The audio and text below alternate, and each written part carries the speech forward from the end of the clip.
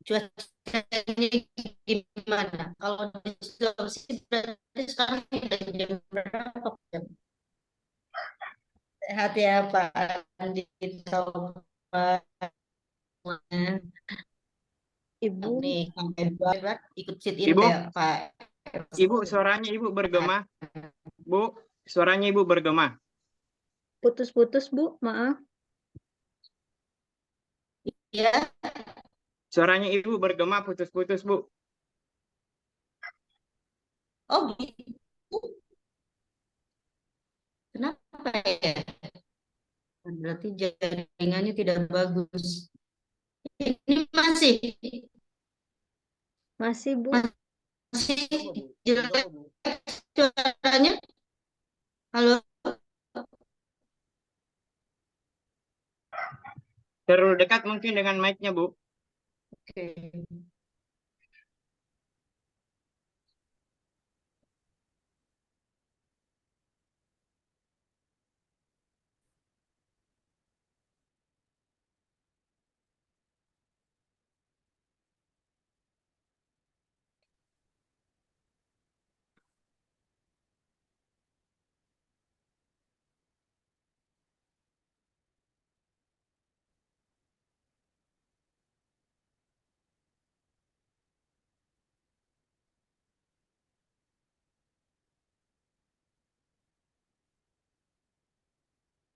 Coba diganti nih wifi-nya. Ini dari kemarin jaringan UPI lagi jelek.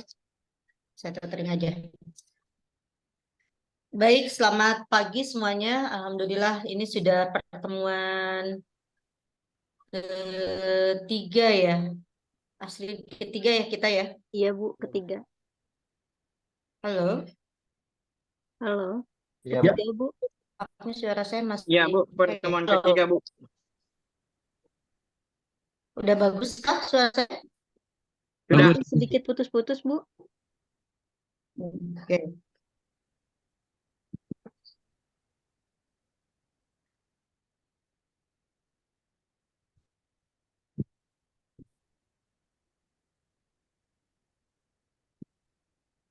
Halo, Astrid, suara saya udah jelas belum? Sudah Bu, sudah Oh, jelas. udah. Oke. Baik, hari ini sesuai rencana saya nanti akan jelaskan kualitatif minggu depan. Hari ini saya ingin diskusi dulu, ingin melihat dulu bagaimana teman-teman sudah punya gambaran topik sekaligus sudah mulai mengidentifikasi karena tahapan riset itu kan kalau kita pertama tertarik gitu ya pada suatu kasus begitu pada suatu fenomena gitu. Lalu tentu pertama yang kita akan lihat adalah begitu ya fenomena apa terkait objek itu begitu terkait objek riset yang akan kita teliti atau ada masalah apa begitu ya. Hampir sebagian besar riset itu berangkat dari memang dalam objek yang akan kita apa yang akan kita teliti itu memang ada masalah. Sebentar ya saya ini dulu suara agak.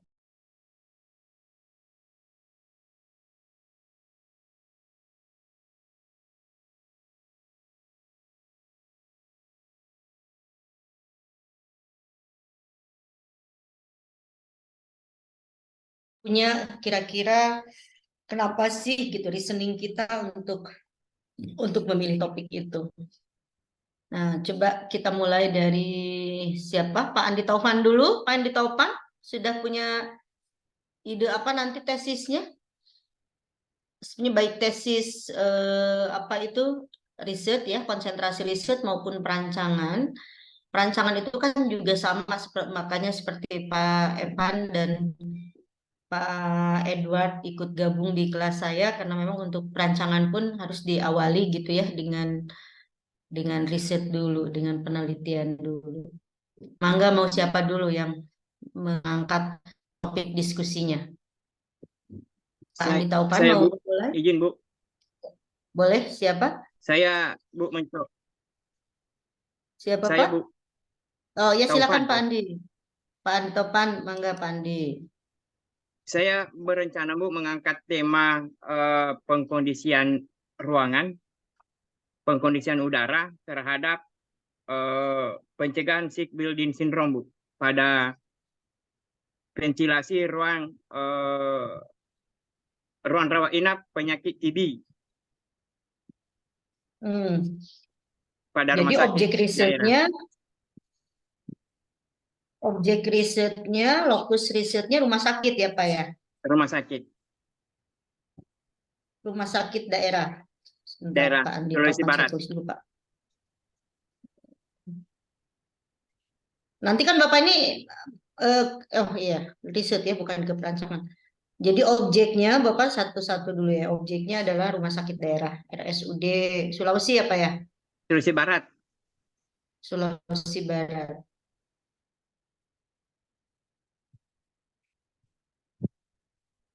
Teliti.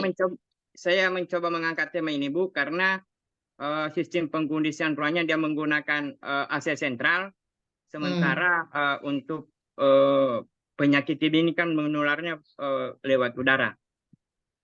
Jadi dia yang bisa terkena ini perawat, dokternya semua.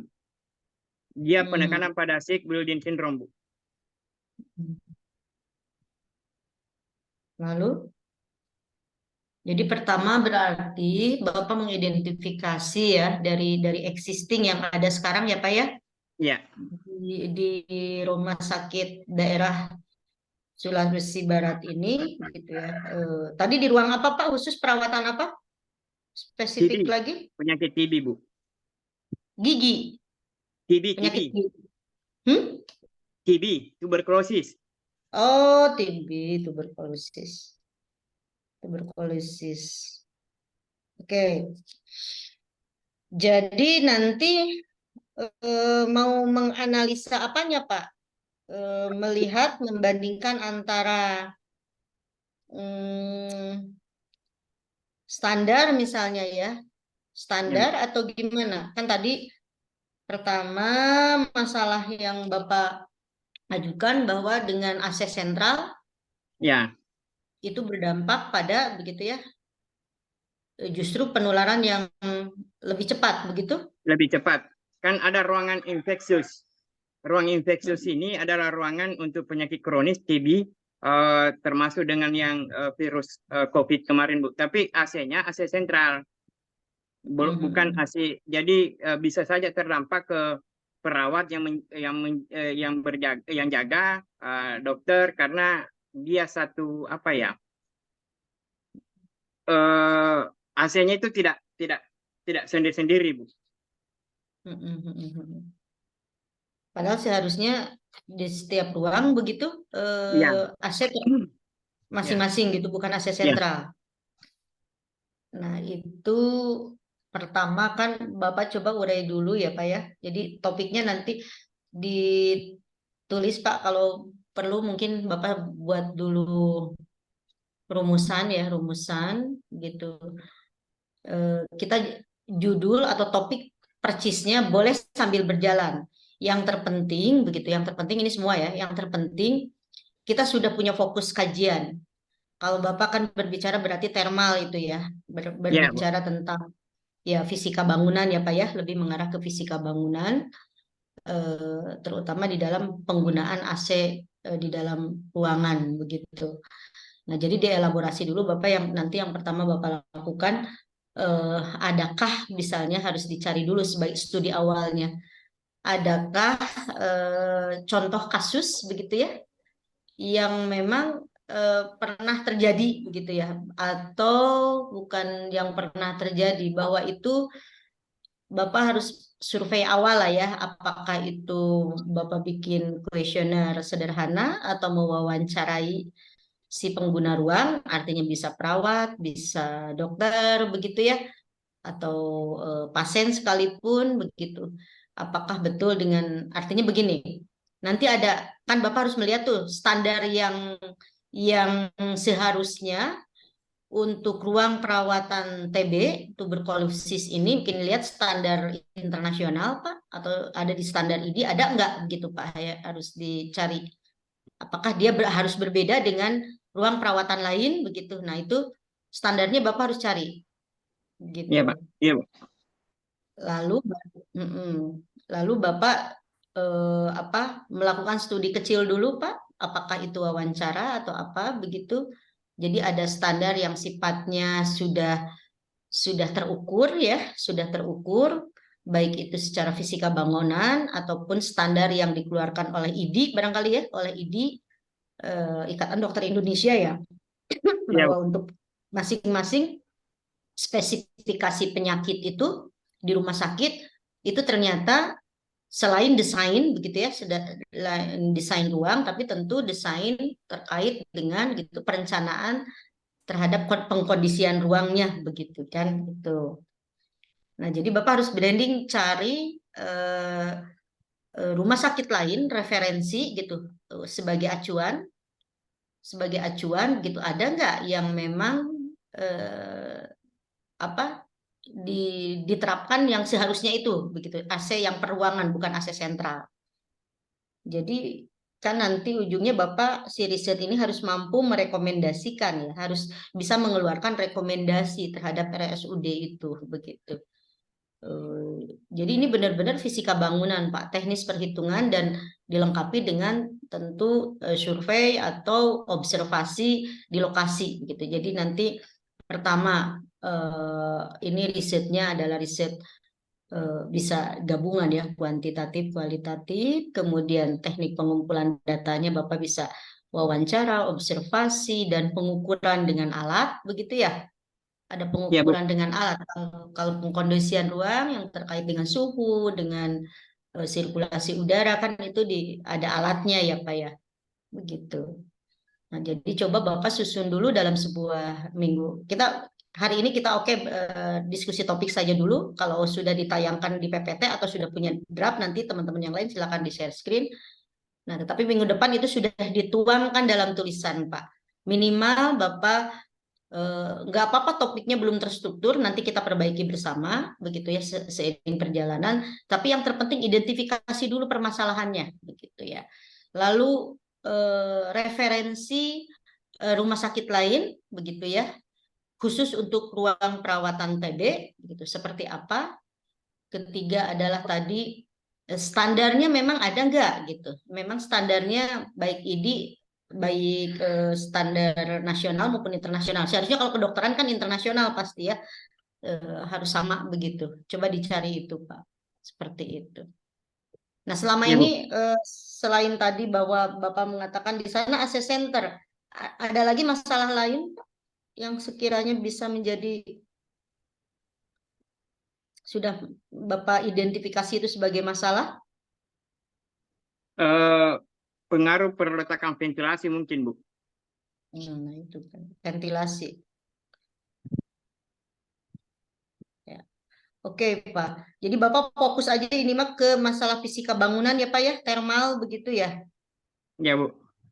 Ini nanti ahlinya saya akan arahkan kalau Bapak konsisten dengan topik itu sampai tesis begitu. Sampai di output mata kuliah saya kan proposal jadi gitu, sampai bab 3 metode penelitian. Terus di bab 2-nya ini biasanya tugas metodologi penelitian itu selalu bersinergi dengan tugas di Bututin. Apa mata kuliahnya itu? Review itu kan, review paper ya. Tapi mata kuliahnya namanya lupa saya. Pendalaman asli mata kuliah Bututin yang semester ini apa? Masih belum ada Ibu. Jadi digantikan oleh Ibu. Studi literatur itu. Berjalan, tapi kan perkuliahannya Bututin meskipun Ibu Ilham masih ya? di Belanda. Ibu Tutinnya diganti Ibu sama Bu Ilham. Pendalaman Halo? apa riset Halo, pendalaman. Bu. Pendalaman konteks Ibu. Riset Oh iya, pendalaman pendalaman konteks. Tapi sama Bu Ilham Ibu. Nah, itu tuh biasanya kayak untuk ini, jadi tugasnya sama nanti itu. Bukan sama, artinya produknya ya, outputnya. Jadi di proposal penelitian yang nanti jadi produk di mata kuliah saya, itu bab 2-nya untuk melengkapi juga dibututin, begitu, kajian literaturnya. Jadi efektif efisien bikin tugasnya. Saya akan lebih fokus pada bagaimana teman-teman mengelaborasi permasalahan, menentukan topik yang spesifik, yang fokus, lalu bagaimana merumuskan masalah, dan menetapkan metode penelitian yang tepat untuk penelitian teman-teman semua. Begitu. Begitu ya Pak Taupan. Jadi kalau Ya, Bu. fokus ke situ, nanti kita setiap secara berkala di perkuliahan kita akan bahas. Jadi untuk sekarang, oke, semuanya topik dulu sama nanti diperkaya identifikasi masalahnya. Nanti kita mulai bagaimana merumuskan masalah, membuat question research ya, sehingga utuh akhir semester proposalnya jadi. Baik Pak Topan, terima kasih. Ya, Bu. Siap. Berikutnya, kalau mau share screen silahkan share screen ya, biar lebih terstruktur terlihatnya. Saya, Bu. Mau Astrid siapa dulu? Pak Takdir? Ya, Bu, saya, Bu. Ya, silakan Pak Takdir. Eh, Topik yang saya mau angkat itu, Boleh share screen kalau sudah dituliskan Pak Takdir? boleh, Bu. Share screen aja. Ini yang ada 3, Bu, alternatif. Yang topik pertama itu peralihan fungsi rumah tinggal menjadi cafe shop yang ada di Jalan Anggrek di Kota Makassar, Bu. Fenomenanya itu yang pertama, usaha bisnis cafe shop yang lagi disenangi pebisnis sekarang. Terus yang kedua, teras depan dan lahan taman dijadikan untuk usaha. Nah, sedangkan yang kita tahu di apa, bangunan berkelanjutan sendiri itu untuk sebuah rumah tinggal itu dia harus ada 10% untuk lahan hijaunya, Bu. Nah, sedangkan yang terjadi sekarang itu tinggal semuanya dijadikan space dan itu hampir tidak ada untuk lahan hijaunya. Yang kedua, ini Bu, keseimbangan proporsi ruang, vegetasi, dan penggunaan material pengisi terhadap rumah tinggal. Nah, di sini pikiran saya itu uh, uh, apa di sini si penghuni cuma melihat dari segi keindahan saja tanpa mempertimbangkan bahwa apakah penggabungan dari ketiga ini apakah menyehatkan atau tidak, seperti itu. Ini yang topik 2 yang saya angkat. Terus yang topik ketiga, rumah sehat untuk penderita TBC, orientasi pada pencegahan dan penyembuhan penderita TBC. Nah, korelasinya di sini satu, pemutusan pencegahan dan penyembuhan penderita TBC dengan rumah yang sehat. Terus yang kedua, keselarasan antara arsitektur dengan kesehatan. Ini 3 topik yang terpikirkan sih, Bu. Tapi untuk masalah pemilihannya kemarin sih di mata kuliah lebih kebanyakan saya bahas di yang topik 1, Bu. Seperti itu, Bu. Ya. Ya, saya juga akan lebih ini ke topik yang pertama ini. Dan ini tesis saya itu perubahan fungsi kawasan komersial, perubahan fungsi kawasan hunian menjadi komersial. Jadi riset saya di daerah Jalan Dago yang memang di situ koridor Jalan Dago itu kalau orang Bandung tahu semua itu sebagai salah satu bagian dari perencanaan besar Hindia Belanda ya. Jadi di situ semua dulu dirancangnya sebagai hunian Pak, rumah tinggal untuk rumah tinggal orang Belanda dan Eropa gitu. Kaplingnya besar-besar begitu ya, bangunannya mengadopsi konsep gitu ya dari sisi lingkungan dia dengan konsep garden city. Jadi awalnya fungsinya hunian rumah tinggal.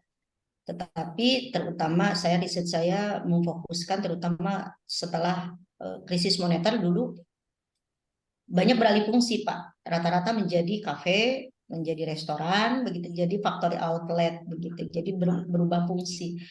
Nah tentu begitu sebuah perwujudan arsitektur atau bangunan yang awalnya ditujukan pada sebuah fungsi tertentu, khususnya misalkan rumah tinggal beralih menjadi fungsi komersial, begitu ya, akan berimplikasi, begitu ya, berimplikasi pada perubahan. Nah, disitulah memang menjadi kajian riset arsitektur. Jadi sebenarnya itu menarik Pak, akan sangat luas. Jadi kalau Bapak mau fokus, Pak Takdir mau fokus pada topik yang satu, Bapak bisa pelajari. Ada yang beberapa publikasinya sudah saya share, bisa Bapak cari di Google Scholar, artikel tesis saya, gitu. Lama memang artikel tesis saya 2004. Tetapi intinya begitu ya, kan coffee shop ini bagian dari lifestyle ya Pak ya. Ya, Betul betul, nggak Bu. Pak? Nah, hanya yang mau saya pertanyakan pertama, apakah ini fokus pada satu rumah tinggal atau ini satu kawasan, bahwa ada satu center begitu. Kalau saya kan memang satu koridor jalan begitu. Jadi yang diteliti bukan satu rumah, satu bangunan. Ini yang maksudnya masih agak bingung, Bu. Apakah saya mengambil beberapa sampel di tiap rumah? Kan maksudnya saya harus survei dulu ini rumah si A, si B, si C, apakah betul ini rumah hunian. Terus saya harus batasi dengan standar ukurannya, maksudnya kayak contohnya rumah rumah tipe 54, terus saya ambil semua rumah dengan tipe luasan seperti itu. Nah, yang kedua, apakah saya ambil berderetan sepanjang jalan Jalan Anggrek ini, karena memang saya melihat di sepanjang Jalan Anggrek ini dengan jarak ada kurang lebih sekitaran 500 meter. Nah, itu semua beralih fungsi, Bu. Tapi jenis bangunan Nah, ini beda-beda. Ada yang rumah tinggal, ada yang ruko, tapi semua digunakan sebagai pengalihan fungsi dari hunian tinggal dari rumah tinggal tersebut menjadi cafe shop. Nah, itu yang maksudnya itu yang masih agak bingung, Bu. Maksudnya saya masih ya. butuh apa? Gini Pak, berarti eh, ini kan koridor Jalan Anggrek ya? Ya relatif hampir sama ini apa itu ya betul, Bu. Ini risetnya. di Jalan Anggrek semua, Bu. Yang Nah, coffee shop ini. ya. Nah, si Jalan Anggrek ini memang dia kota tua, maksud saya, apakah si rumah tinggal yang beralih fungsi ini memang secara historical begitu dia punya catatan sejarah nggak begitu, dibangun sejak kapan? Bapak tahu? Oh, iya, iya. Eh, Kalau sejarahnya mungkin belum dapat informasi sampai ke situ, Bu. Tapi kalau dari maksudnya sering saya lewati yang tadinya memang bukan apa usaha, maksudnya bukan komersi, usaha pebisnis, tempat bisnis, tapi ternyata apa dari tahun 2000 yang setelah selesai COVID, nah itu kebanyakan berubah alih fungsi, Bu. Yang dari Oke. 2022. Oke, berarti pertama yang harus Pak Takdir lakukan ya, nanti apa itu survei dulu, nanti minggu depan, karena kalau riset arsitektur pasti akan terkait objek risetnya ya, lokus tertentu, gitu, tempat tertentu yang itu physically bisa kita observasi, kita dokumentasikan. Jadi silakan disurvei dulu Pak, biar kita punya gambaran. Kan tadi kurang lebih 500 meter ya sepanjang Jalan Anggrek ini, koridor Jalan Anggrek. Persoalan nanti kalau Bapak mempelajari tesis saya itu Jalan Dago Pak Evan, dari Simpang Dago sampai Jalan Merdeka kira-kira ada 2 kilo lebih ya Pak Evan, Pak Edward. Saya lupa dulu kilometernya, hanya di sepanjang jalan itu dalam sebuah riset arsitektur itu kita bisa mengambil beberapa segmen. Nah, nanti kita akan untuk dianalisis di breakdown lebih mendalam, tentu nanti ada sampel bangunan, sampel yang beralih fungsi itu begitu ya. Nanti setelah kita melakukan survei, studi, begitu literatur, begitu ya, kita akan mengarah kepada tipomorfo ya, tipologi perubahannya, tipologi bangunannya ya, yang asalnya hunian, awalnya tipologi rumah tinggal, kemudian muncul jadi tipologi bangunan komersial. Jadi pertama yang Pak Takdir lakukan, nanti minggu depan sudah punya data dokumentasi, survei foto-foto saja dulu, begitu di beberapa bangunan yang sudah beralih fungsi itu Bapak khususkan foto, jadi ada foto yang artinya sudut jalan atau koridor jalan anggrek itu ya Pak ya, view keseluruhan begitu ya. Jadi sekuen ruangnya skala kawasan begitu ya, skala lingkungan jalan, skala koridor jalan anggrek. Lalu Bapak ambil beberapa bangunan, lihat aja dulu jalan dulu Pak, jalan bolak-balik sepanjang jalan 500 itu. Pasti kalau kita sudah punya itu kan kita orang arsitektur nih, ada objek-objek yang memang sudah diidentifikasi, ini menarik untuk diteliti gitu. Bapak dokumentasikan saja, wah ini beralih fungsi. Nanti kita lihat apakah hanya spesifik beralih ke coffee shop saja,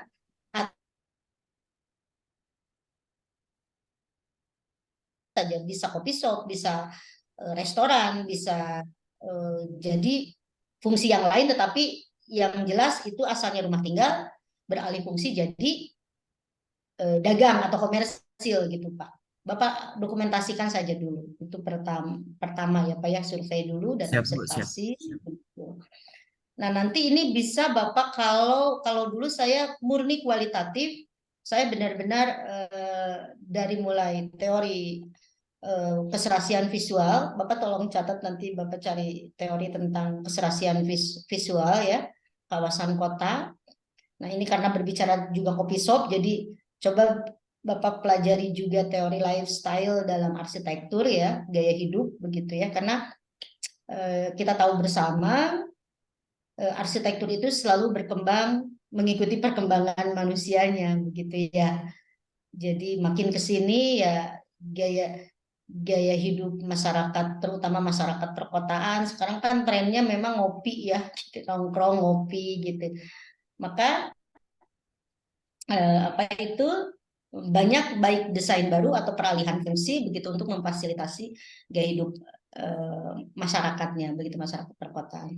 Jadi itu teori lifestyle, kemudian teori komposisi Pak, komposisi ruang. Nanti mungkin satu kesempatan saya akan tampilkan detail risetnya. Kalau Bapak Takdir nanti sudah mempresentasikan secara visual ya koridor Jalan Dago, saya bisa lebih spesifik. Nanti Bapak risetnya ke mana, begitu apa yang harus dilakukan di jalan koridor itu ya, apakah ada perbedaan karakteristik dari 500 meter itu.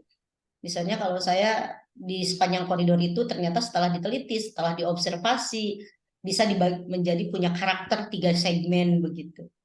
Seperti itu. Kemudian nanti akan lebih detail pada membreakdown setiap perubahan sampai detail bangunannya, baik skala publik. Jadi kalau begini Pak, kalau di teori keserasian visual Bapak akan mempelajari di situ bagaimana hubungan begitu ya ruang bangunan dengan area publik perkotaannya gitu. Saat dia berfungsi sebagai rumah tinggal, tentu sekuen ruangnya berbeda Pak setelah dia menjadi area komersial. Contoh misalkan tadi yang Bapak bilang, halaman itu secara konsep arsitektur kota, baik dia berfungsi rumah tinggal maupun ini, itu bagian dari tanda petik ya, hak publik, area publik juga yang harus menyatu, bukan menyatu itu dalam artian ini. Artinya dia kan, makanya kenapa ada aturan misalnya bangunan itu tidak boleh ditutup masif begitu, karena dia secara visual area depan itu harus bisa dilihat sebenarnya di publik, karena dia berkontribusi kepada keserasian lingkungan, visual lingkungan. Nah, halaman saja yang awalnya kalau jadi rumah, waktu berfungsi sebagai rumah tinggal, kan dia pasti paling cuma ada vegetasi atau ruang bermain gitu. Tapi ketika dia beralih fungsi jadi coffee shop, jadi parkir misalnya, nah itu di set arsitektur Pak. Nah di situ kita akan bahas lebih kecil. Kemudian nanti juga mungkin bukan mungkin di riset saya itu membahas fasad. Adakah perubahan fasad ketika awal dia difungsikan sebagai rumah tinggal, kemudian menjadi komersial jadi coffee shop, itu pasti berubah, Pak. Mulai dari ada signage, ada papan nama, begitu ya, akan ada perubahan. Nah, jadi nanti yang Bapak harus punya gambaran, nanti risetnya itu akan ke situ Pak, sampai membreakdown, mempreteli begitu ya perubahannya seperti apa. Baru nanti ke dalam, perubahan tata ruang kan pasti. Mungkin awalnya dulu waktu rumah tinggal kamar tidur begitu. Tapi karena jadi kafe, jadi ruang manajernya, ruang utama menjadi ruang kopinya, teras menjadi ruang kopi, garasi menjadi ruang kopi begitu. Nah, seperti itu. Itu yang diriset, Pak. Nah, terus apa maknanya? Karena riset itu pertama kan memang ada permasalahan di objek atau di fokus riset kita. Ada permasalahan atau ada fenomena tertentu. Kedua, nanti riset ini apa urgensinya kita teliti. Nah, urgensi riset itu terkait juga dengan kebermanfaatan, gitu ya. Kalau memang permasalahan ini penting, begitu. Lalu manfaatnya apa, begitu. Nah, setelah itu apa novelty-nya, begitu. Apa kebaruannya, begitu. Kalau kita ingin mengetahui kebaruan riset kita, begitu. Syaratnya apa? Syaratnya kita harus mempelajari riset sebelumnya yang mengkaji terkait topik yang relevan dengan kita, ya Pak Takdir. Jadi tidak hanya bukan judulnya yang sama, tapi misalnya orang sudah melakukan penelitian, misalkan Bapak merefer nanti, ada penelitian saya meskipun sudah lama, tetapi meneliti tentang peralihan fungsi rumah tinggal menjadi kawasan komersial. Atau ada orang yang sudah melakukan penelitian koridor jalan, ya perubahan koridor jalan, keserasian visual, begitu konteks lingkungan kawasan dengan bangunan, gitu. Nah, jadi itu. Nanti kita akan lihat apakah masih urgent itu diteliti, apa kebermanfaatannya. Tentu kalau terkait dengan tadi makanya kenapa pelajari keserasian visual. Termasuk regulasi Pak, regulasi kota harus di apa Bapak elaborasi ya Pak ya, RUTR di kota. Ini berarti Kota Makassar ya Pak ya? Ya, Bu, Kota Makassar, Bu. Ya. Dilihat RUTR, RDTR-nya apakah di dalam RUTR itu ada ya biasanya kan sudah ada penjoningan ya Pak ya, penjoningan kawasan. Apakah Jalan Anggrek ini di RUTR ini Ya, Bu. sudah ada zona kawasannya gitu ya? Ya. Terus kalau di RUTR-nya bahwa dia itu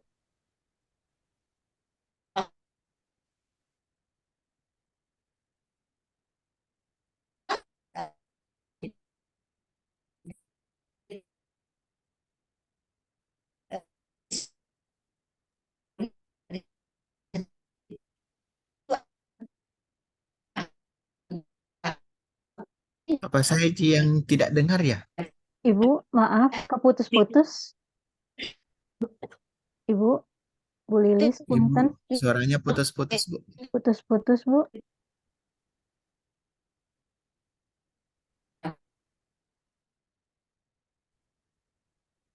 internetnya sudah saya ganti. Halo, masih putus-putus? Ya, sudah terdengar, Bu. Sudah terdengar, Bu. Oke. Jelas sekarang, Pak Edward? Jelas, Bu, jelas. Oke. Jelas, jelas, Bu, jelas. Saya nggak tahu ini karena di lantai 7 begitu ya. Jadi bentar. Ini padahal sudah tethering dengan internet yang bagus. Oke, kita lanjut. Jadi sudah tergambar deh yang Pak Takdir ya, Pak Takdir. Jadi minggu depan sudah Siap, ada siap. objek minimal, Siap, Bu, kemudian siap. ada presentasikan dulu aja ke saya gambaran visual lokus yang akan Bapak jadikan objek riset gitu. Terima Ya, Bu, kasih siap. Pak Takdir. Saya sih Sama-sama, Bu. mendukung untuk topik yang satu juga di antara 3 topik itu. Jadi saya menggarapkan, jadi bisa mencontohkan dari tesis saya bahkan elemen aspek apa saja yang akan ditelitinya gitu. Siap, siap. Ya, siap. Terima kasih Pak Takdir. Mangga berikutnya. Mau siapa? Boleh saya, Ibu. Saya izin, Bu. Silakan. Siapa? Astrid? Iya Bu, Oke, saya Nangga. eh, saya fokusnya ke manajemen project Ibu untuk tema besarnya. Eh, untuk judulnya mungkin Ada yang bisa di share screen? Astrid, boleh di share screen? saya izin di langsung saja. Masih belum dibuat Oh iya, PPT aja Ibu, tidak apa-apa. oh iya, Maaf nggak apa-apa, Ibu. nggak apa-apa. Ya. Nanti. Eh, saya judulnya kalau ini manajemen project si permodelan bagian dari BIM 6 pasca dokumentasi dari purna pakai maintenance persiapan untuk operasional pada proyek UPI Ibu.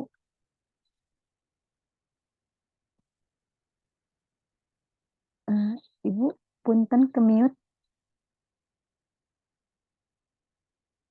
Iya, ya gimana Astrid? Jadi lebih ke apa tadi? BIM ya? Manajemen project Ibu.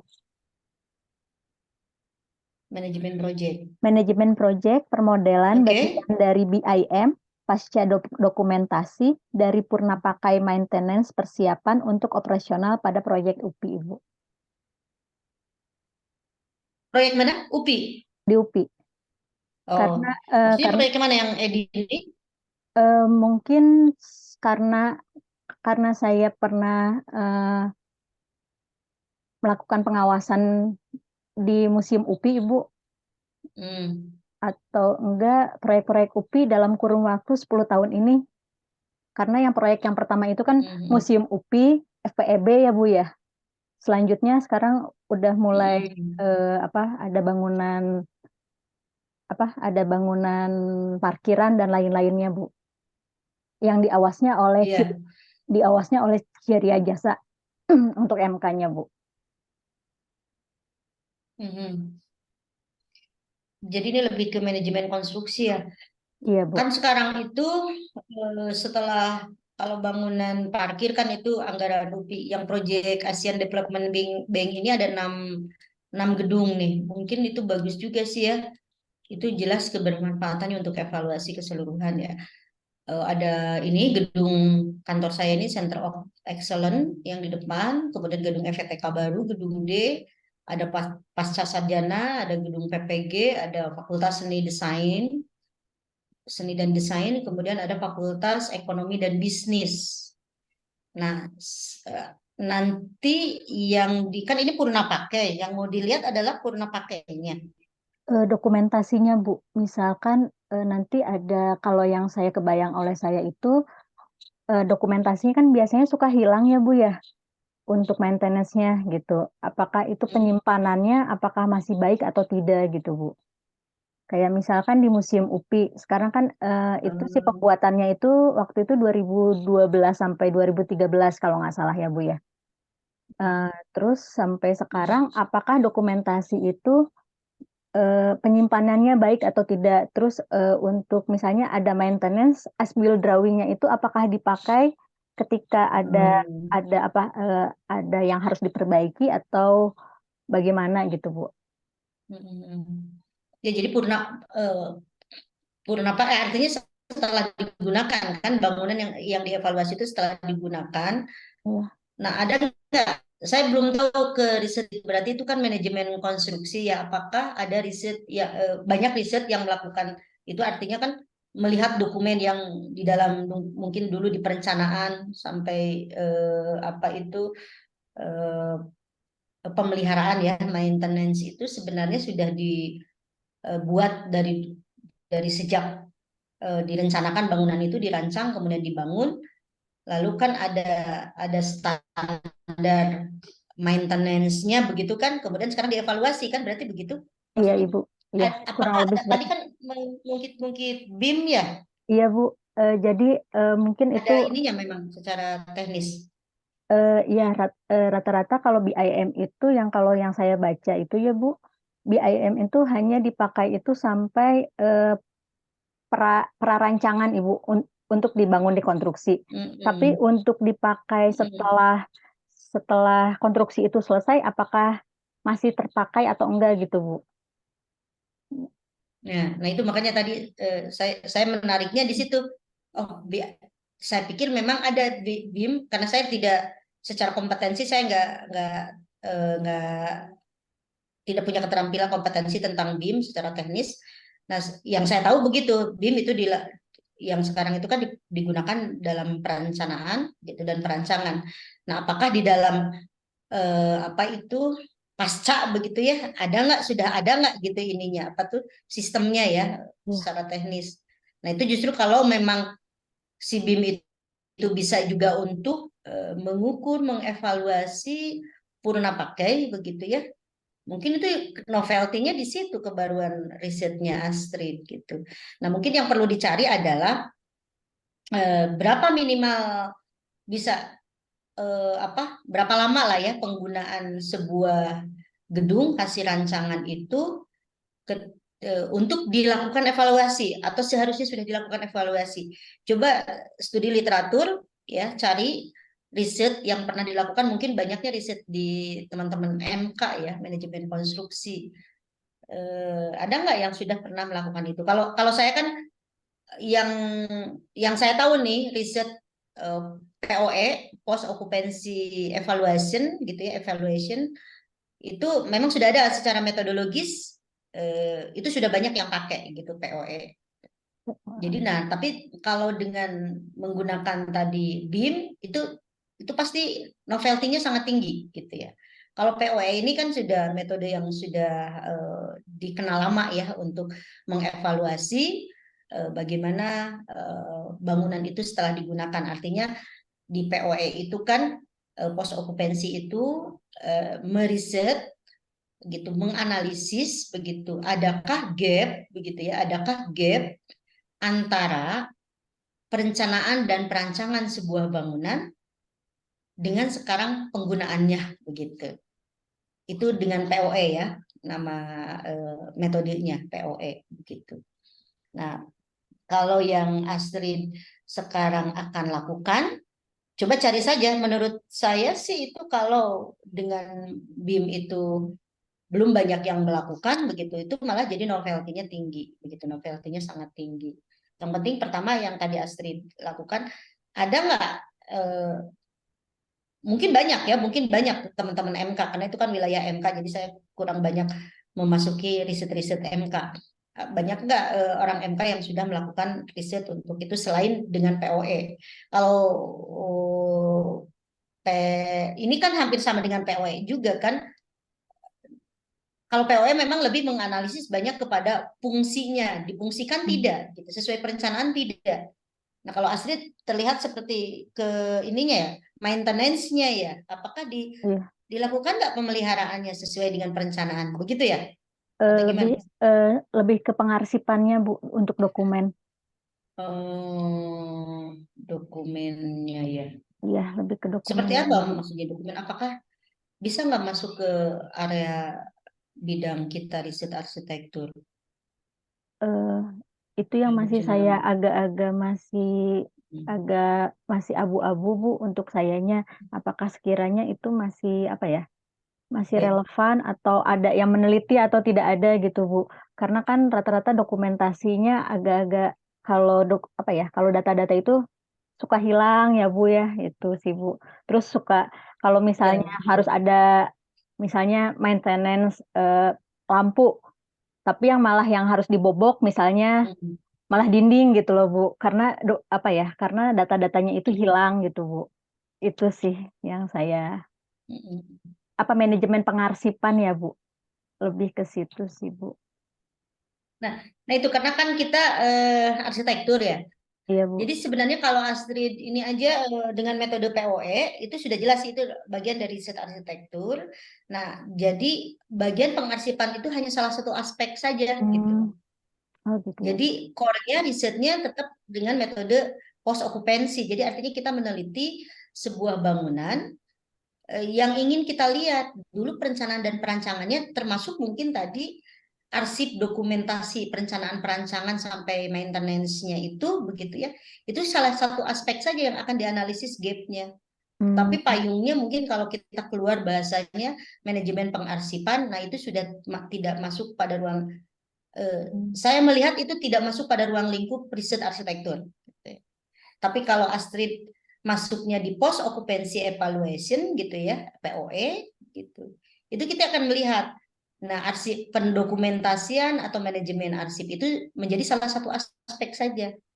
Nanti apa itu kan kalau kita cuma melihat ada nggak dokumentasinya, nah itu kita tanda petik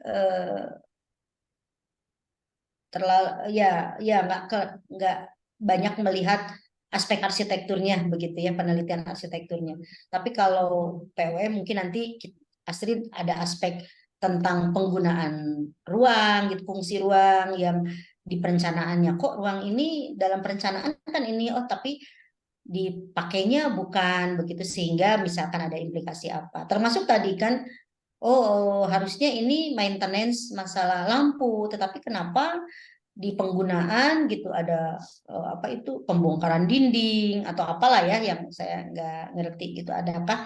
Nah, justru di POE itu kita akan menganalisis gitu ya secara mendalam begitu ya, sejauh mana penggunaan sebuah bangunan, terutama bangunan publik, yang penting dilakukan riset POE itu memang bangunan-bangunan fungsi publik begitu.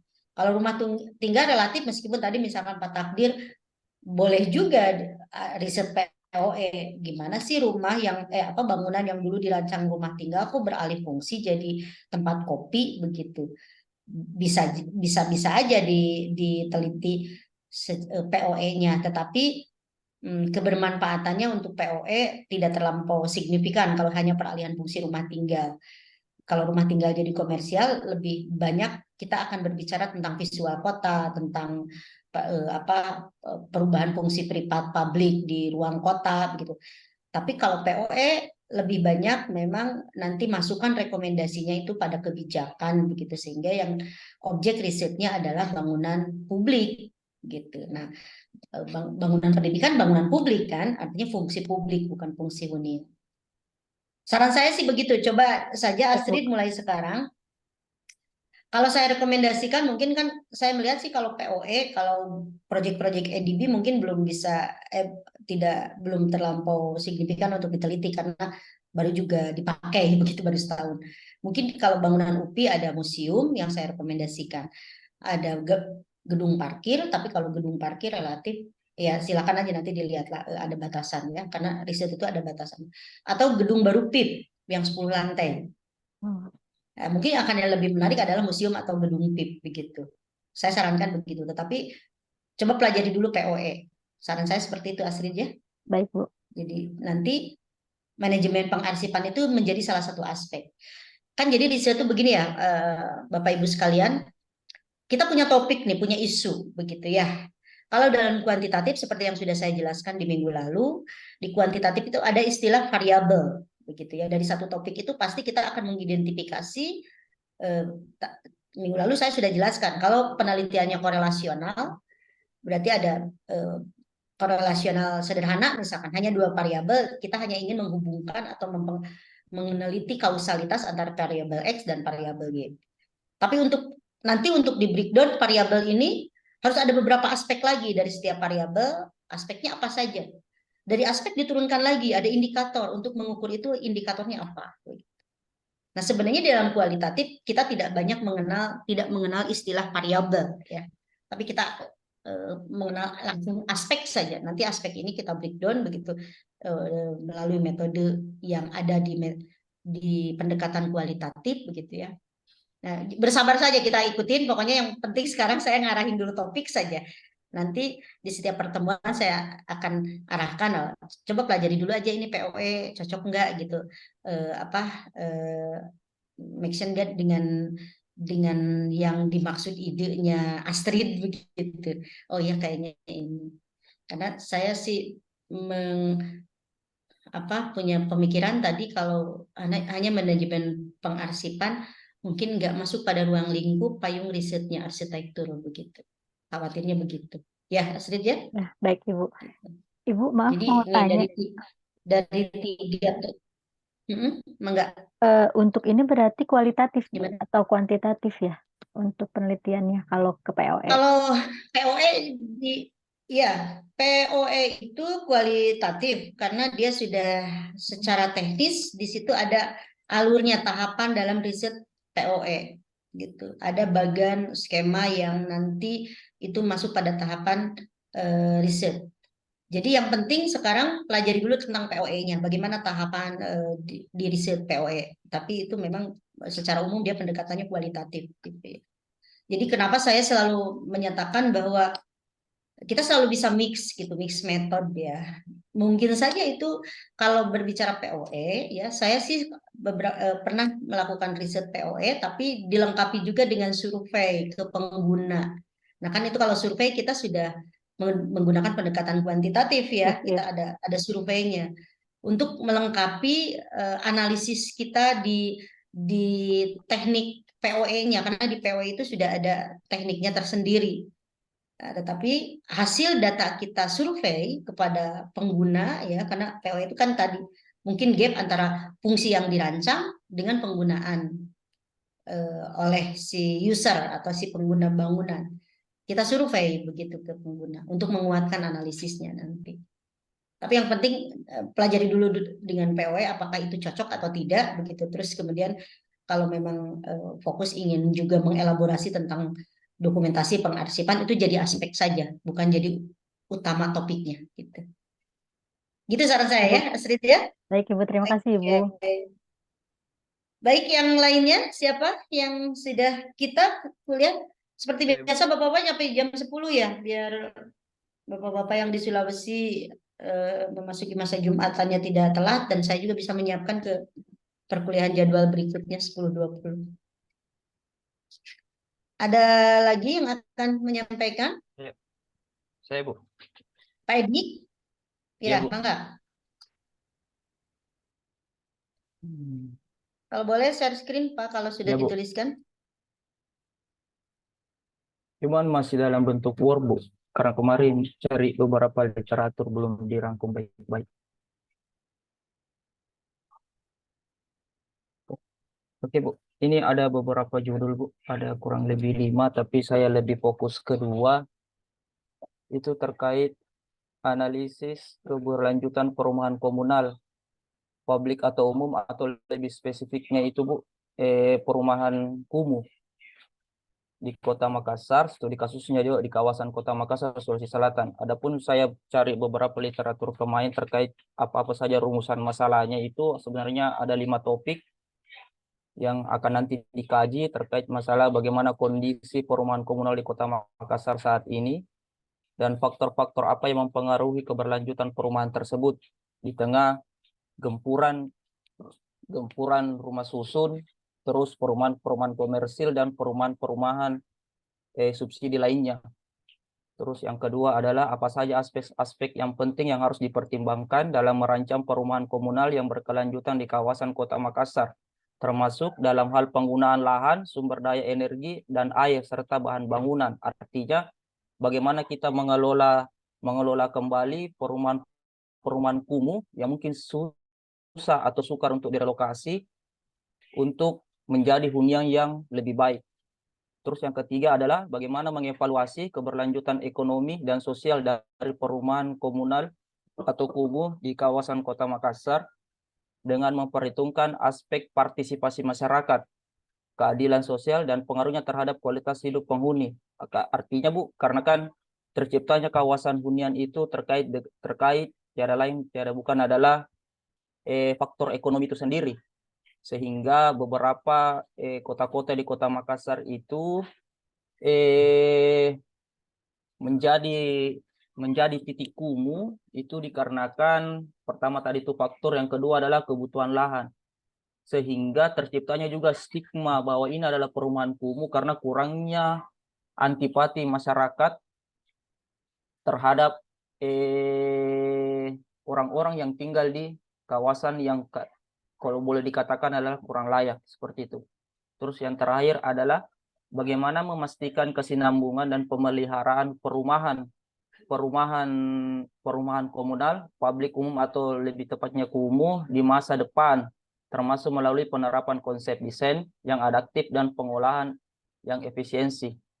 Nah, yang dimana juga tujuan dari penelitian ini adalah untuk memberikan pemahaman yang mendalam tentang keberlanjutan perumahan komunal kumuh di Kota Makassar dengan penekanan pada kawasan Kota Makassar, serta memberikan rekomendasi desain Artinya memberikan rekomendasi desain dan kebijakan yang dapat meningkatkan keberlanjutan perumahan komunal tersebut dalam aspek ekonomi, sosial, dan lingkungan. Artinya tujuan dari penelitian ini saya nanti ke depannya, Bu, kalau misalnya ini yang terjadi, ini judul saya adalah merekomendasikan desain. Di mana rekomendasi desain itu yang kita analis atau riset berdasarkan apa saja sih kebutuhan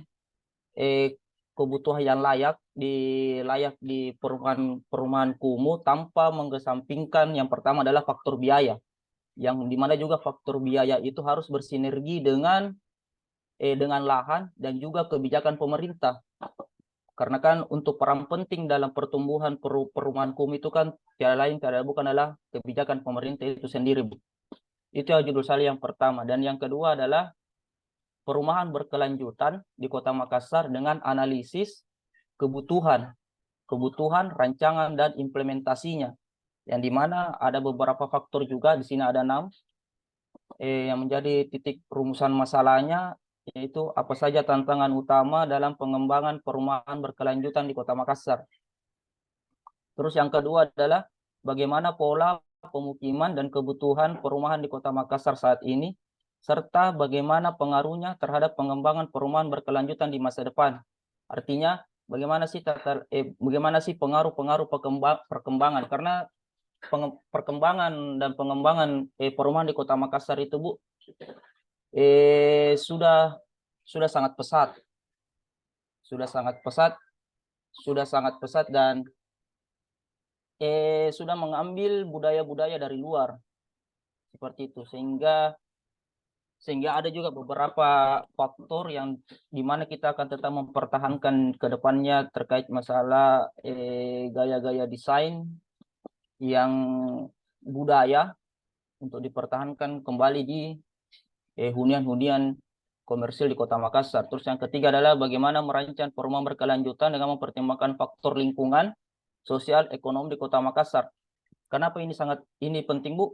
Yang menjadi juga sebagai salah satu rumusan masalah, karena pembangunan perumahan-perumahan di Kota Makassar itu sudah menyalahi dari sistem lokasi-lokasi yang tata kota yang ada di Kota Makassar.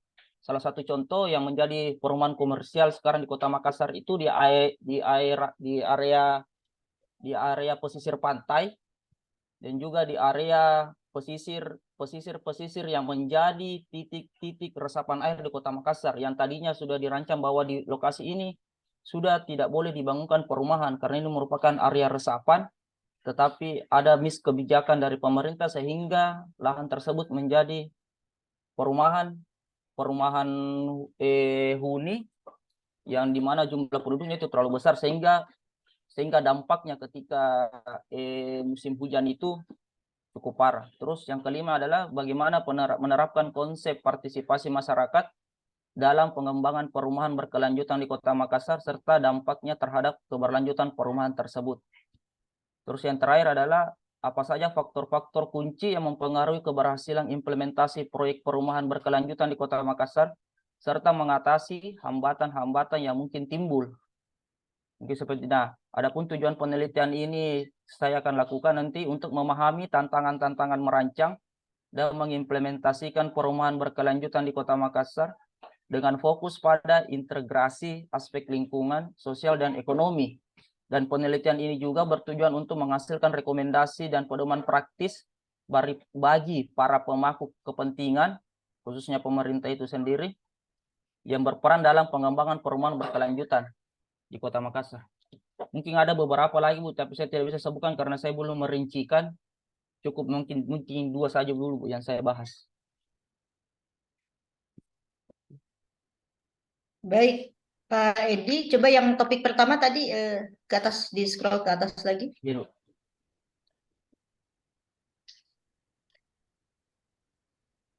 Yang pertama itu tadi apa topiknya, Pak? Masih.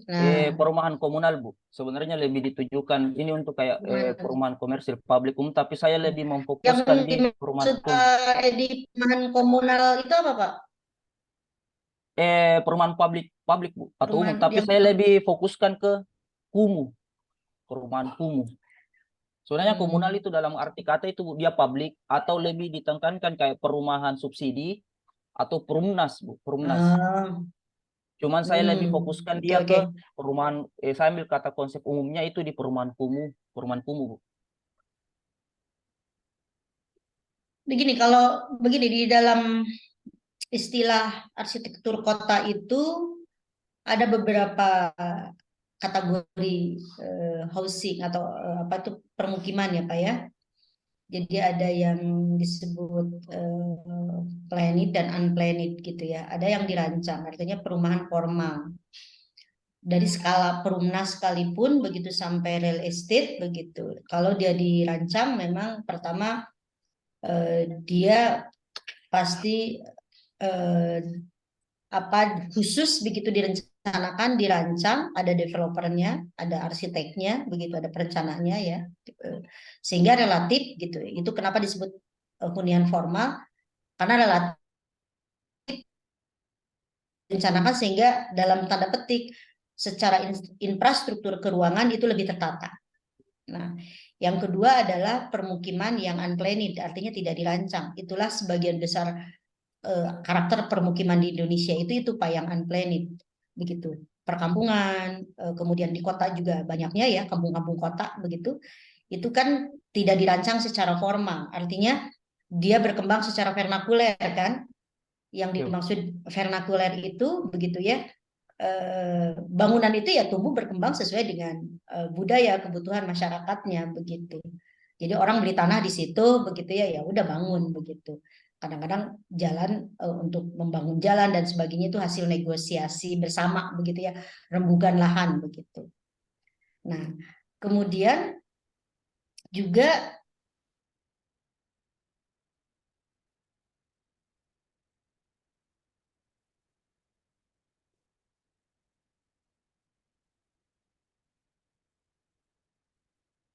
halo, nah kan saya sering terlempar.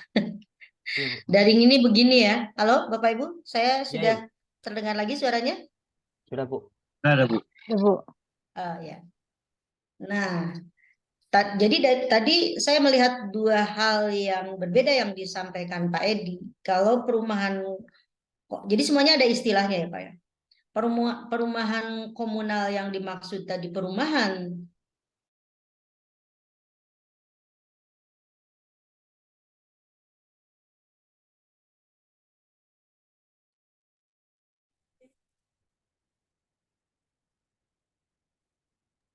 Halo, Bu. halo, ya hilang-hilang suaranya. Hilang suaranya. Atau coba saya off cam ya Pak ya, mungkin Iya, Bu. Iya, Bu. biar lebih jelas suara saya. Jadi Pak Edi ada dua hal tadi. Kalau yang dimaksud Pak Edi perumahan komunal itu adalah rumah yang direncanakan, dirancang ya, perumnas misalnya artinya perumahan sederhana untuk masyarakat begitu ya. Itu masuknya planet, tapi tidak bisa kita katakan kumuh. Kalau kumuh itu lain lagi Pak, slum area gitu ya. Jadi kumuh itu kan bahasa awam gitu ya. Mungkin di istilah kita ya, istilah di arsitektur begitu ya.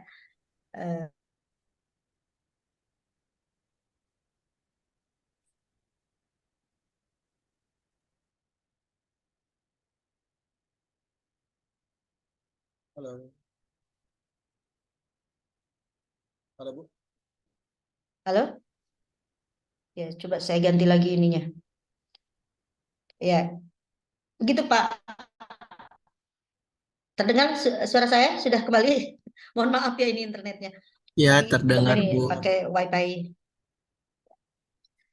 Jadi gitu maksud saya Pak.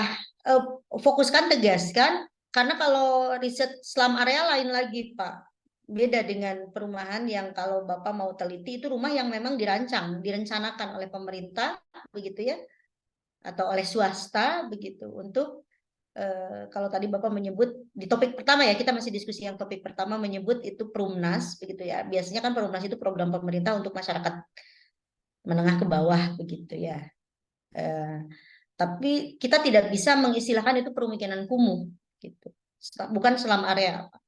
Slum area itu unplanned betul begitu, betul-betul biasanya wajar di kota-kota besar begitu yang memang dia tidak direncanakan masyarakatnya masyarakat informal begitu ya, betul-betul tidak tertata dengan secara infrastruktur ya, secara infrastruktur gitu. Jadi maksud saya ini mau di mana objeknya ini. Jadi biar kita clear karena akan berbeda nanti secara teknis pendekatan sama metode yang akan kita lakukan di dalam meneliti apakah yang kita teliti itu objek permukiman yang tadi planned, artinya yang dirancang begitu, atau yang unplanned gitu, yang tidak dirancang, artinya yang tumbuh secara vernakuler, itu akan berbeda, Pak. Nah, jadi yang mengapa saya tanyakan perumahan komunalnya yang mana begitu? Yang dirancangkah begitu, Pak? Halo, Pak Edi? Gimana? Mau kemana, Pak Edi? Kalau di topik yang pertama ya? Iya, Bu. Lebih ke kemananya ya, Bu? Atau paling sudah punya objeknya? Sudah punya lokusnya objeknya memang belum. enggak? Objeknya belum, Bu. Karena kan baru saya mau meneliti, kan pasti mencari dulu, Bu, yang dimaksud dengan kategori perumahan kumuh itu sebenarnya apa-apa. Itu dulu yang saya cari tahu. Baru setelah saya dapat kriteria-kriteria yang dikatakan perumahan kumuh, baru saya kategorikan yang mana sih di Kota Makassar yang masuk perumahan-perumahan kumuh. Saya seperti itu. Oke, nah itu dia makanya tadi secara konsep, secara teoritis begitu ya, konsep lah ya di arsitektur kota begitu ya dan perumahan gitu. Kita mengenal dua istilah itu aja. Saya sering mengkategorikan dua istilah tadi, Pak. Perumahan yang direncanakan disebut permukiman yang dirancang, direncanakan itu planned, betul begitu ya. Dan dia disebut permukiman formal. Dan itu biasanya ada di kota-kota begitu ya. Ya enggak sih, Iya, Bu. enggak di kota-kota saja, di sekarang kan karena keterbatasan lahan kota justru permukiman itu malah ke daerah pinggiran begitu ya. Jadi ya apa karakteristiknya ya? Dia secara infrastruktur memang sudah direncanakan tipikal begitu. Pada implementasinya dia rumahnya pasti tipikal perumahan baik yang skala RSSSS gitu ya, untuk hunian menengah ke bawah sampai real estate begitu. Nah, kategori yang kedua tadi yang unplanned, Bapak mau meneliti perumahan yang tumbuh dan berkembang memang apa itu ya sesuai pertumbuhan budaya dan sosial masyarakatnya, itu disebut vernakuler, hunian vernakuler begitu. Nah, kampung kumuh itu atau slum area, kawasan yang kumuh itu biasanya masuk, Pak, di ruang lingkupnya permukiman yang tidak direncanakan gitu, yang biasanya tanda petik itu menjadi problem kota begitu, berangkatnya dari problem kota. Jadi saran saya pertama gitu ya, Bapak Pak Edi fokuskan apakah mau ke situ, ke perumahan-perumahan yang dirancang oleh pemerintah, program pemerintah, perumahan-perumahan Perumnas begitu ya. Nah, coba Bapak identifikasi survei di Kota Makassar ada berapa apa itu program, proyek baik itu yang skala horizontal maupun vertikal, rumah susun ya Pak ya. Oh iya, ya, Bu. Nah, bahkan pun nanti Bapak bisa batasi lagi. Kalau mau fokus pada rumah susun ya sudah rumah susun saja. Kita tidak perlu objeknya terlalu luas ya Pak ya. Rumah susun saja begitu. Atau yang enggak, saya pingin yang hunian atau permukiman apa yang dirancang atau planned ini ke perumahan yang horizontal. Biasanya perumnas seperti itu. Nah, justru itu nanti saya ingin sharing data dari gambaran kalau Bapak nanya saya di Bandung saya tahu, tapi justru inilah fungsinya riset itu, objeknya berbeda-beda untuk memperkaya kita. Saya ingin tahu di Makassar sudah seperti apa. Kan relatif sama ya Makassar dengan Bandung, adalah sudah kota yang sudah berkembang begitu ya. Saya pernah 2 tahun proyek di Makassar Pak, dan kota yang saya paling sukai datang memang Makassar karena seafoodnya Pak. Karena saya kena senang seafoodnya. Proyek 2 tahun waktu itu di sana bolak-balik gitu, hampir dalam sebulan 2 kali ke sana. Jadi ya sampai sekarang saya senang ke Makassar tuh karena seafoodnya, karena makanannya ya apa taupannya. Iya, Bu. Ya, Bu. Kontrol, Bu. Mamuju, Bu. Mamuju Semuanya lebih. kayaknya Saya Mamuju, Bu. Dari Oh, mulai takdir nanti itu Bu, palu basah. penghasil kepiting. Iya, wah udah kalau udah Takdir itu. makan kepiting, makan Iya. ikan bakar di sana. Palu mara, palu basah, coto Betul. Makassar. Kayaknya nggak ada yang nggak saya suka deh. Kecuali itu aja pisang hijau. Saya kan nggak terlalu suka yang manis-manis, pisang hijau aja enggak. Tapi kalau ikan-ikanan saya udah kayaknya di Makassar ini udah Hantam berapa. bebas Bu ya. Dari mulai apa eh, yang rumah makan di Makassar, yang rumah makan bukan Ujung Pandang. resto, Pak. Apa tuh? Sekolah saya lupa. Rumah ya, rumah makan Pulau Lai-Lai. Iya lah itu. Pokoknya senang gitu. Nah, justru nanti di sini Pak Adi akan memberikan gambaran seperti apa sih gitu. Itu juga memang riset arsitektur Pak, karena dan riset arsitektur kota yang fokus pada dua-duanya menurut saya sangat urgent, sangat memiliki kebermanfaatan. Tadi juga kan Bapak sudah mulai berbicaranya nanti akan memberikan rekomendasi kebijakan gitu ya, itu penting Pak. Mungkin kalau dia murni riset tidak perancangan, rekomendasinya itu berupa apa itu rekomendasi kebijakan, tidak perlu sampai solusi desainnya seperti apa, nggak perlu Pak. Yang penting itu ada masuk ke kebijakan. Mungkin bicara tentang fungsi kawasan begitu kan, standar perencanaan gitu seperti itu. Tapi yang penting Bapak Pak Edi pastikan dulu mau permukiman yang direncanakan begitu ya, atau permukiman vernakuler begitu. Apalagi kalau bicara slum area. Oh iya. Kalau dulu Prof Sandi Siregar itu kalau kita ngomongin slum area sama PKL dia tuh suka nggak suka begitu ya, padahal itu realitas negara kita ya. Slum area di kota-kota besar pasti selalu ada slum area gitu, permukiman kumuh gitu. Karena banyaknya nanti hasil risetnya itu cuma curhat katanya, cuma masalah aja begitu, tidak pada desain arsitekturnya gitu. Tapi justru menurut saya itu PR besar kita. Ya Pak Edi ya. Ya Bu. Nah, tetap Pak, kalau kita berbicara riset arsitektur kota itu akan sangat berkelindan. Tetap Bapak akan tetap elaborasi tentang sustainability city dan sustainability arsitektur Pak. Kita berbicara selalu konsep green ya, arsitektur berkelanjutan, kota berkelanjutan begitu.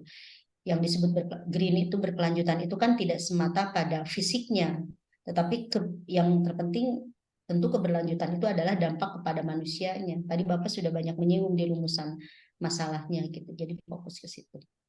Jadi minggu depan pertama Bapak pastikan mau mana, sehingga Bapak sudah keliling Pak objeknya mau mana gitu. Jadi sama tadi seperti Pak siapa yang Jalan Anggrek itu tadi Pak Takdir, minggu depan Bapak sudah punya dokumentasi Pak, jalan-jalan aja lah besok Sabtu gitu, mau mana objek yang mau dilihat gitu. Udah Kantornya punya. sendiri Bu. Gimana? Kantornya sendiri Pak Takdir di Anggrek itu. Oh, gimana Pak? Kantornya sendiri yang dijadikan riset. Tempat Oh, gitu. nongkrong Bu. Tempat Oh, yang nongkrong Bu. Pak Takdir. Jadi kantornya Jalan Anggrek. Nah, kalau begitu tuh Nongkrong ya sambil sudah, ngopi, nanti Bu. sore aja langsung foto-foto Pak. Sudah mulai Bu, diamati gitu ya. Bu, kantor perwakilan ya Isulbar di Makassar Bu itu. Jalan Anggrek gitu. Oke. Jadi kan, nah itu kan juga asalnya hunian ya Pak Topan. Jadi Iya Bu, hunian Bu. kantornya IAI. Hunian. Iya. Nah dulu makanya saya kalau waktu itu risetnya peralihan fungsi hunian menjadi kawasan komersial. Nah kantor itu termasuk komersial juga. Gitu, perkantoran saya kategorikan sebagai komersial juga. Jadi kalau tadi kopi shop berarti lebih spesifik Pak. Semua bangunan yang asalnya rumah tinggal jadi kopi shop aja itu juga nggak apa-apa. Menarik juga untuk di riset begitu. Ada berapa macam sih sekarang dengan desain arsitektur memenuhi gaya hidupnya orang kota yang senang ngopi begitu ya. Kan di mana-mana tuh kopi shop gitu. Bisa diidentifikasi, bisa diteliti sejauh mana perubahan elemen arsitekturnya yang ya memang awalnya direncanakan bukan untuk kopi shop gitu. Itu kajian arsitektur Pak. Itu menarik gitu. Baik, begitu Pak Edi ya. Silakan Iya, Bu. nanti dicari objeknya. Berarti biar saya sudah lebih bisa memberikan arahan pendekatan sama metode yang tepat. Karena akan berbeda antara perumahan tadi yang formal, yang didesain begitu dengan yang unplanned, yang tidak didesain vernakuler gitu. Saya akan saranin ke mananya karena begitu luas Pak objek riset untuk kita meneliti perumahan. Misalnya saya pernah melakukan riset gini aja tentang jadi masuk ke teori marginalisasi gitu, marginalisasi permukiman permukiman marginal lah ya. Perumahan marginal itu salah satunya yaitu tadi slum area, artinya yang tidak dirancang gitu. Orang-orang yang ngebangun karena memang dia ingin hidup aktivitasnya di kota, tetapi akses terhadap akses terhadap lahan kota yang mahal tidak mampu begitu. Jadi ya di mana saja dia bangun begitu, dan biasanya itu di area-area rumah lahan milik pemerintah begitu. Bantaran sungai, area bantaran kereta api. Nah, itu semuanya kajian riset arsitektur, Pak. Gitu ya, Pak Edi ya. Iya, Bu. Terima kasih. Silakan nanti minggu depan sudah lebih fokus Iya, Bu. untuk ke mana arahnya. Baik. Ini pas sekali jam 10. Bapak-bapak sudah masuk waktu Jumatan ya di sana. Kecuali Pak Edward sama Pak Evan masih menunggu. Tapi Bapak-bapak yang di Sulawesi sudah masuk Jumatan. Jadi apa kita Baru cukupkan jam 11, perkuliahan Bu. hari ini? Bu, bisa, Bu. Bisa, Bu. Oh, masih bisa. Berarti masih bisa satu Masih orang bisa lagi. 15 menit. Bisa, Bu. Oke. Mangga satu orang mau siapa? Masih bisa 15 menit, Boleh Bu. nggak, Bu? Saya, Bu. Iya. Mau siapa nih? Pak, saya dari Selatan. Pak Adi Jenal atau Pak Hita? Pak Andi aja, Bu, karena Yang mepet saya ke Jumatan, Bu. buat sholat. Oh iya, boleh. Ya, Bu. Iya, Pak Hita bisa, nanti kita lanjut ya. Mangga Pak Andi. Saya bagi setengah dulu, Bu, ya. Mohon maaf kalau saya banyak mangga ya. Kalau orang Sunda banyak mangga. Inilah, Bu, inilah rencana judul saya, judul proposal saya. Itu perancangan sekolah multifungsi pada sekolah satu kompleks SD Impres 1279 Macanan dan SDN 24 Macanan. Di mana penekanannya sini, Bu, yaitu penyediaan ruang belajar yang fleksibel dan dapat digunakan oleh siswa di luar jam belajar.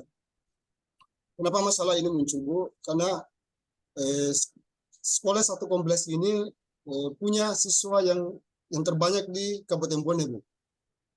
Nah, di samping itu lahan yang ada untuk siswa ketika keluar bermain itu tidak sebanding dengan jumlah siswa yang ada. Ini data-data sementara saya dapat, Bu, di sana, yaitu siswa 24 Macanang itu ada 959 siswanya. Untuk siswa Impres 1279 Macanang itu, Bu, ada 327 siswa. Jumlah keseluruhan siswanya itu kurang lebih 900. Sedangkan luas lahannya itu hanya sekitar 900 meter persegi. Nah, otomatis seperti ini siswa butuh ruang bermain yang lebih luas mereka ketika siswa sedang istirahat, Bu. Nah, inilah saya rencanakan ini, itu penyediaan ruang belajar yang fleksibel. Artinya ruang belajar itu di samping untuk tempat untuk belajar juga digunakan untuk siswa ketika sedang istirahat, Bu. Itu. Terus yang kedua itu, Bu, judul saya ini kebetulan lokasinya, Bu, satu jalan berdekatan, hanya berseberangan jalan, Bu. Nah, itu optimalisasi akustik penghawaan dan pencahayaan pada ruang Masjid Agung Al-Markas Kabupaten Bone. Nah, ini, Bu, Masjid Agung ini sudah 2 kali dilakukan pergantian sound system, Bu. Karena banyaknya keluhan-keluhan jamaah bahwa ketika imam sedang sholat, kita dalam sholat itu imam itu kecil suaranya dan bahkan dia tidak bisa mendengar suaranya, Bu.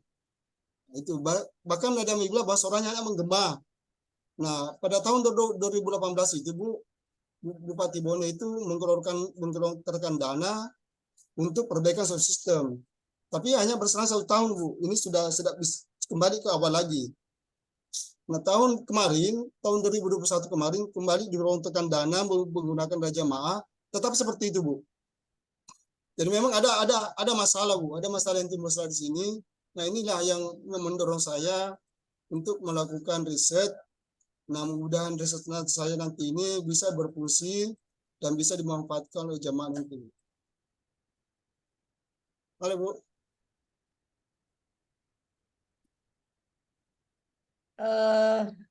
Pak Andi, yang pertama tadi topik pertama kan ini ke bangunan pendidikan ya, terutama Iya, Bu. SD. Ini sama Pak Edward juga risetnya ke situ. Kalau Pak Edward lebih pada inklusi, sedang diskusi karena jadi bagian dari saya diminta oleh Disdi Kota Bandung sedang menyiapkan naskah akademik untuk sekolah yang aman dan nyaman, terutama PAUD, SD dan SMP di Kota Bandung gitu ya. Nah, kebetulan Pak Edward nih udah dinasnya di Disdi Kota Bandung, dia tesisnya mau mengambil itu, ya udah sekalian aja ikut proyek saya gitu, program saya menyiapkan naskah akademik. Nah, yang Pak Andi Zainal, nanti teman-teman nanti saya akan membahas khusus dalam satu pertemuan contoh-contoh proposal dan contoh cara kita menentukan topik, lebih kepada trik ya. Jadi topik riset maupun topik publikasi ya, judul itu ada batasannya Pak, maksimal 12 kata, itu maksimal sekali. Dan semakin efektif, efisien, ringkas membuat judul sebenarnya makin seksi Pak. Jadi kalau dalam bahasa apa itu ini tuh ketertarikan gitu. Nanti kita akan lebih efektifkan. Yang penting saya menangkap idenya Bapak kemana begitu ya. Pertama yang untuk bangunan pendidikan di SD ini kan berbicara tentang keterbatasan ruang ya Pak ya. Artinya antara apa itu kebutuhan aktivitas begitu ya, fungsi aktivitas anak-anak begitu, baik di jam pelajaran maupun terutama di luar jam pelajaran ini tidak terpenuhi oleh sarana yang tersedia begitu ya Pak ya. Ke situ kurang lebih ya Pak ya. Ya, Bu. Jadi antara jumlah siswa dan apalagi kan begini, kalau kita berbicara dengan bangunan pendidikan ya, desain bangunan pendidikan, mau tidak mau si arsitek itu kan mesti ngerti psikologi perkembangan ya Pak ya. Jadi si arsitek yang merancang bangunan pendidikan itu mesti paham betul ketika dia mendesain bangunan untuk PAUD, level PAUD akan berbeda dengan bangunan yang dirancang untuk SD, untuk SMP, SMA dan seterusnya. Ya. Karena itu akan terkait dengan kebutuhan aktivitas yang sangat berbeda dari tadi tugas perkembangannya dia secara psikologis. Nah, SD kan peralihan antara masa dari PAUD, mungkin kelas 1, kelas 2 kan baru peralihan dari PAUD, kemudian dia ke masa kanak-kanak. Halo Bapak. Dan peralihan dari nanti mungkin kelas 5, kelas 6 udah mau masuk remaja awal ke SMP. Nah, karakteristik aktivitas anak-anak SD itu kan masih memang secara ideal ya Pak ya, secara ideal justru lebih butuh space yang masih luas untuk bermain, terutama anak-anak laki-laki. Kasihan sekali di perkotaan kalau sekolah SD masih tidak punya lapangan upacara begitu ya, tidak punya open space yang anak-anak kan harus berlari-lari, istirahat udah main sepak bola lah, main apa begitu.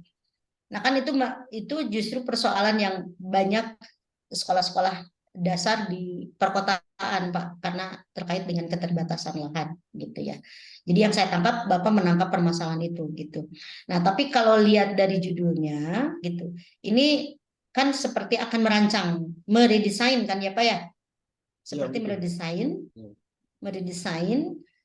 Nah kalau berbicara keterbatasan lahannya kan artinya kan harus ada ruang lahan tambahan begitu, atau ruang tambahan atau apapun namanya begitu.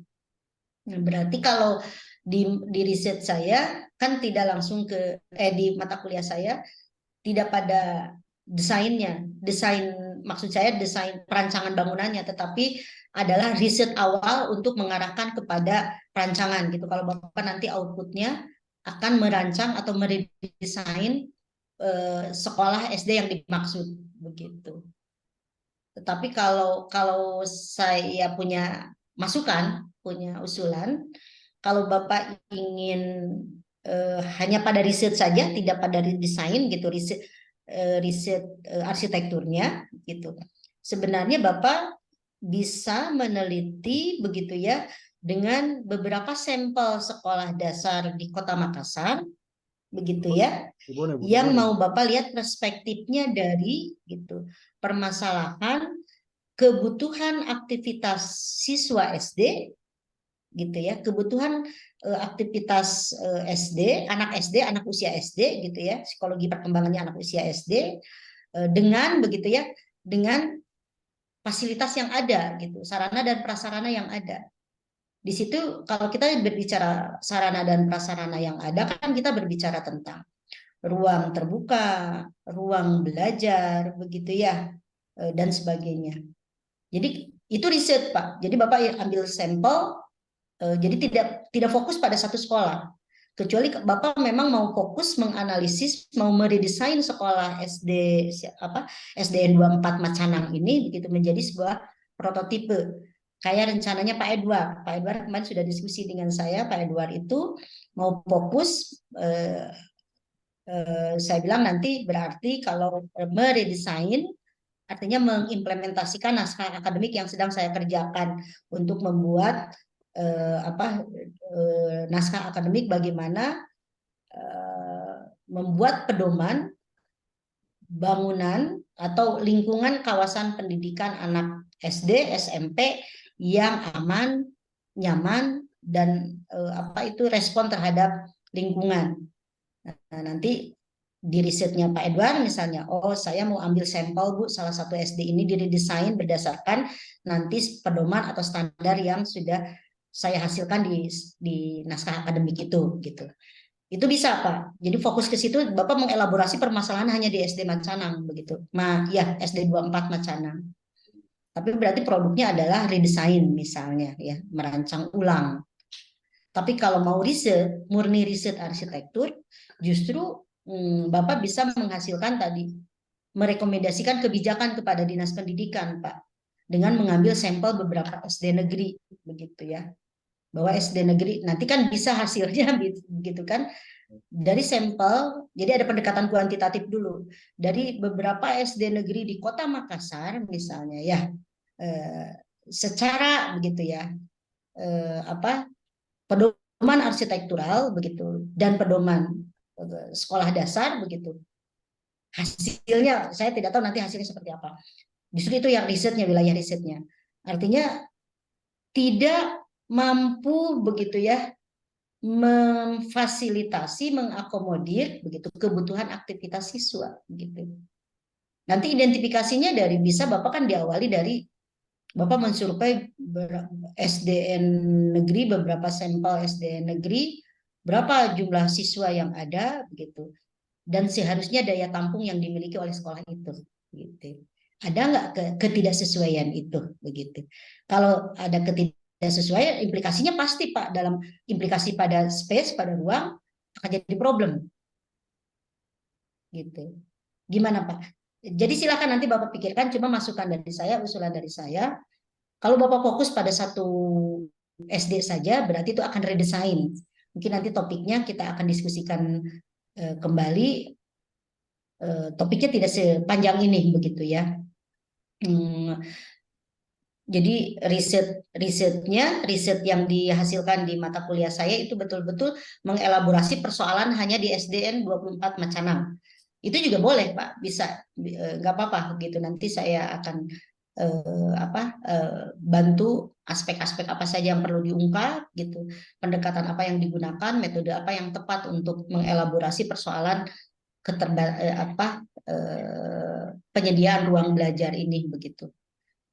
Tetapi kalau Bapak ingin memberikan rekomendasi kepada Disdik terkait begitu ya kondisi SD Impres di Makassar itu tanda petik kebermanfaatan dari tesis Bapak untuk memberikan rekomendasi kebijakan itu juga sangat bagus, Pak, begitu.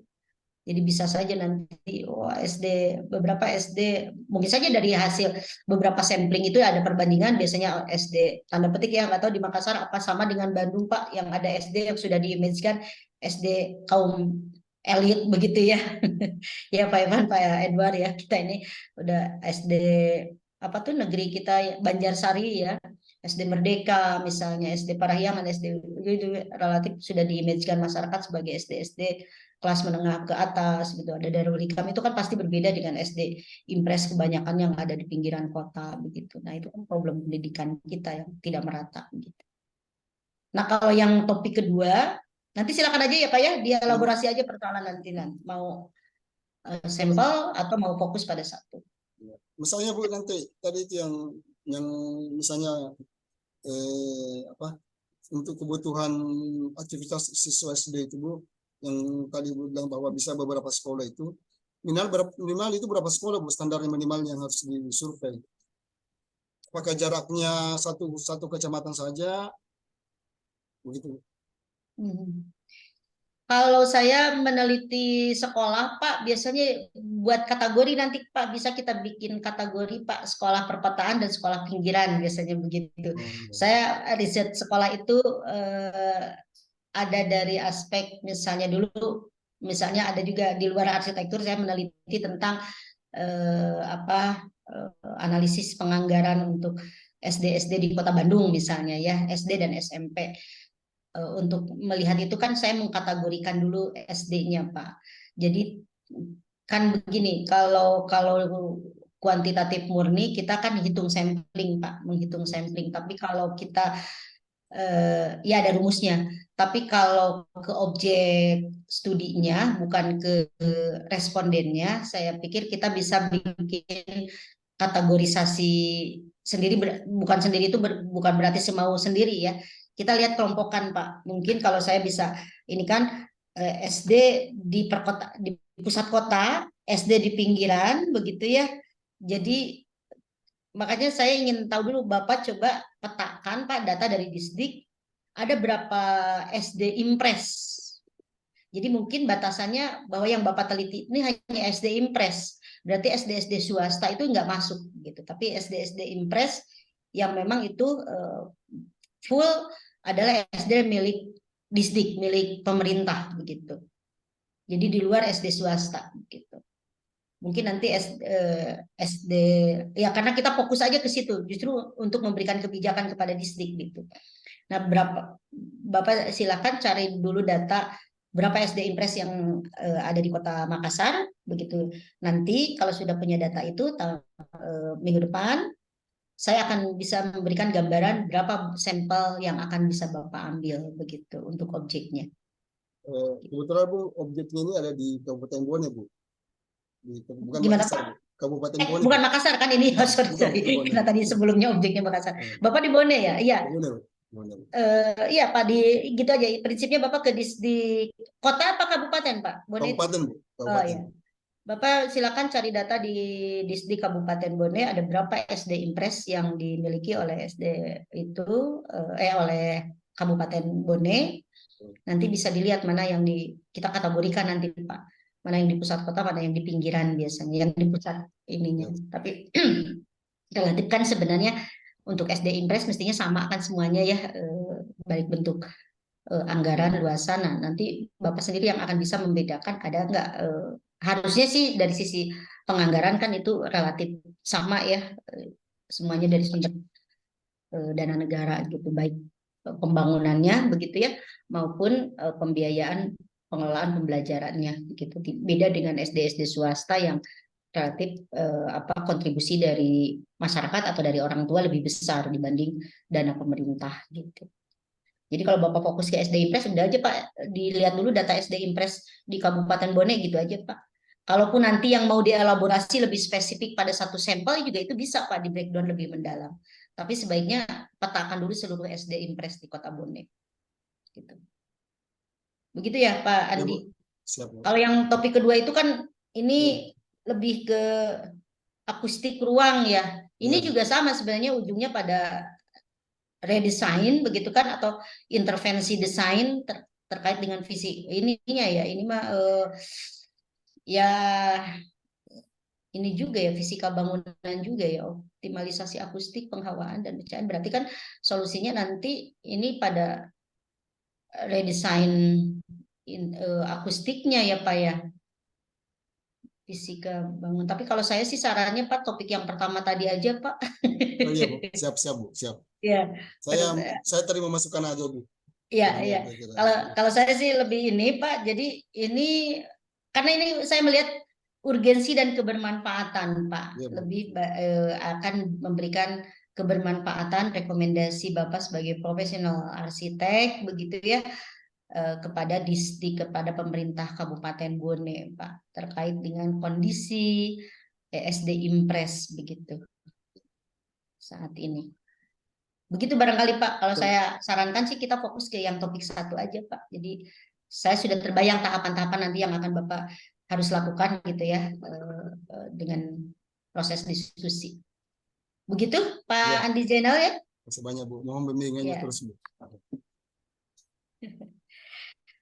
Baik, masih ada waktu kah?